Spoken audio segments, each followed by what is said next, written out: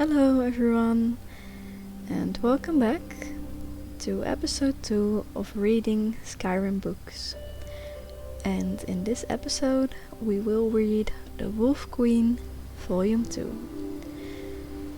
I have already found a nice place to sit, watch the sunset in Skyrim, and to read the next book.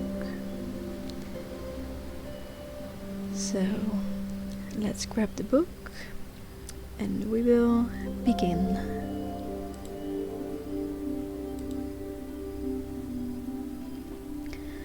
The Wolf Queen, Book 2, by Walkin Yarth. From the pen of the 1st century 3rd era sage Mantekai, 3rd era, year 82. A year after the wedding of his 14-year-old granddaughter, the Prince Patima, to King Montiarco of the Nordic Kingdom of Solitude, the Emperor Uriel Septim II passed on. His son Pelagius Septim II was made emperor, and he faced a greatly depleted treasury, thanks to his father's poor management. As the new Queen of Solitude, Patima faced opposition from the old Nordic houses, who viewed her as an outsider. Montiarco had been widowed, and his former queen was loved.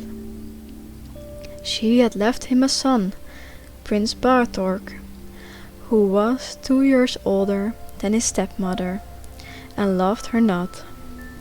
But the king loved his queen, and suffered with her, through miscarriage after miscarriage, until her 29th year, when she bore him a son.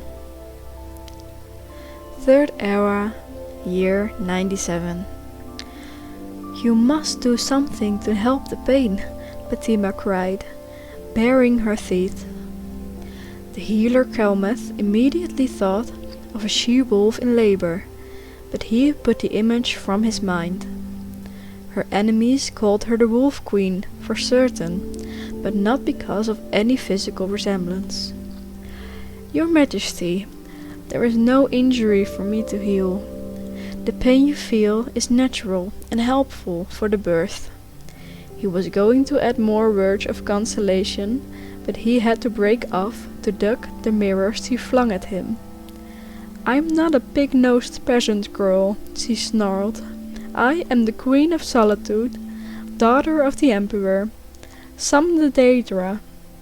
I'll trade the soul of every last subject of mine for a little comfort." "My lady," said the healer nervously, drawing the curtains and blotting out the cold morning sun, "it is not wise to make such offers even in jest. The eyes of oblivion are forever watching for just such a rash interjection." "What would you know of oblivion, healer?" she growled, but her voice was calmer, quieter.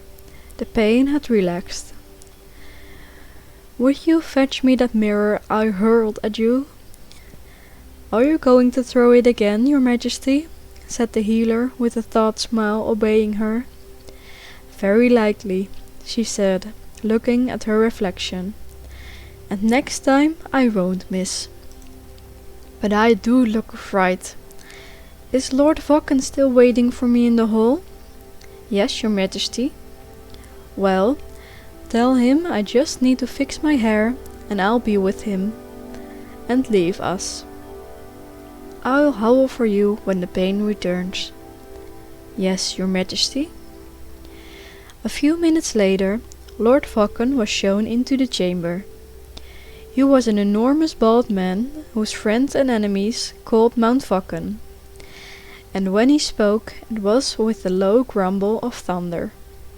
The Queen was one of the very few people Vokken knew who was not the least bit intimidated by him, and he offered her a smile. "My Queen, how are you feeling?" he asked. "Damned, but you're looking like springtide has come to Mount Vokken. I take it from your merry disposition that you've been made war chief. Only temporarily, while your husband the king investigates whether there is evidence behind the rumors of treason on the part of my predecessor Lord Thone. If you planted it as I've instructed, he'll find it, Fatima smiled, propping herself up in the bed. Tell me, is Prince Bartork still in the city? What a question, your highness, laughed the mountain. It's the tournament of stamina today. You know the prince would never miss that. The fellow invents new strategies of self-defense every year to show off during the games. Don't you recall last year, where he entered the ring unarmored and after 20 minutes of fending off 6 bladesmen, left the games without a scratch? He dedicated that bout to his late mother, Queen Amaditha. Yes, I recall. He is no friend to me or you, your highness, but you must give the man his due respect. He moves like lightning. You wouldn't think it of him, but he always seems to use his awkwardness to his advantage, to throw his opponents off. Some say he learned the style from the orcs to the south. They say he learned from them how to anticipate a foe's attack by some sort of supernatural power. There's nothing supernatural about it, said the queen, quietly. He gets it from its father. Mantiarco never moved like that, Vakken chuckled. I never said he did, said Fatima, her eyes closed and her teeth gritted together. The pain's returning. You must fetch the healer. But first, I must ask you one other thing. Has the new summer palace construction begun? I think so, your highness. Do not think, she cried, gripping the sheets, biting her lips so a stream of blood dripped down her chin. Do! Make certain that the construction begins at once, today. Your future, my future, and the future of this child depend on it. Go! 4 hours later, King Mantiarco entered the room to see his son. His queen smiled weakly as he gave her a kiss on the forehead. When she handed him the child, a tear ran down his face. Another one quickly followed, and then another. My lord, she said fondly, I know you're sentimental, but really, it's not only the child, though he is beautiful, with all the fair features of his mother. Mantiarco turned to his wife sadly, his aged features twisted in agony. My dear wife, there is trouble at the palace. In truth, this birth is the only thing that keeps this day from being the darkest in my reign. What is it? Something at the tournament? Fatima pulled herself up in bed. Something with Bartork? No, it isn't a tournament, but it does relate to Bartork. I shouldn't worry you at a time like this. You need to rest.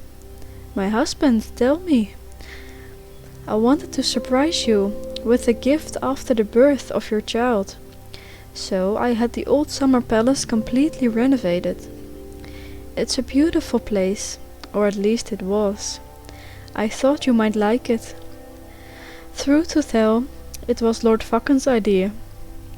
It used to be Amadetha's favorite place. Bitterness crept into the king's voice. Now I've learned why. What have you learned? Asked Fatima quietly. Amaditha deceived me there, with my trusted war chief, Lord Thone.